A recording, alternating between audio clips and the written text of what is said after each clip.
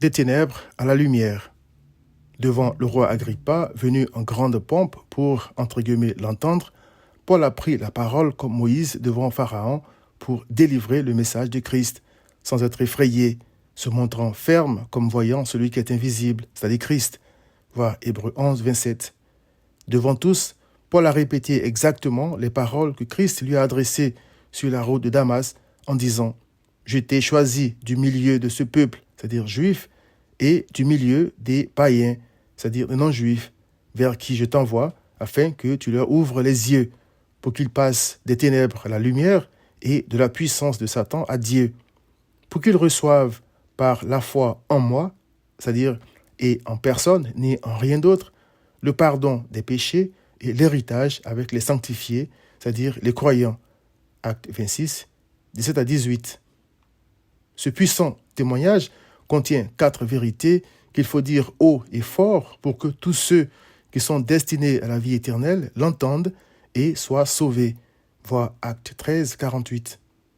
Premièrement, il faut déclarer que tout homme est aveuglé par le péché et donc incapable de trouver et de connaître Dieu par lui-même. Christ a dit à Paul, « Je t'envoie afin que tu leur ouvres les yeux. » Deuxièmement, Christ a dit, pour qu'ils passent des ténèbres à la lumière, c'est-à-dire de l'ignorance à la connaissance de Dieu. Comment? En venant à Christ, l'image du Dieu invisible, selon Colossiens 1, verset 15. Personne, a dit Christ, ne connaît le Père si ce n'est le Fils, et celui à qui le Fils veut le révéler. Matthieu 11, 27. Troisièmement, Christ a dit, pour qu'il passe de la puissance de Satan à Dieu, c'est-à-dire de l'esclavage à la liberté, de la mort à la vie, non pas par le choix, ni par la décision de l'homme, mais par la puissance du Saint-Esprit. Voir Jean 6, 63. Il faut proclamer cette vérité afin que l'homme sache qu'il n'y a de vie et de liberté pour lui qu'en Christ.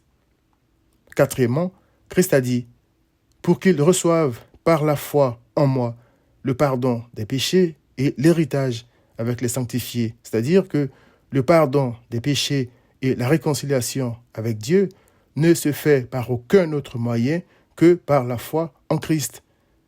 Car en mourant sur la croix, il a effacé les péchés de ceux que Dieu a destinés à la vie éternelle et a été fait pour eux sagesse, justice, sanctification et rédemption.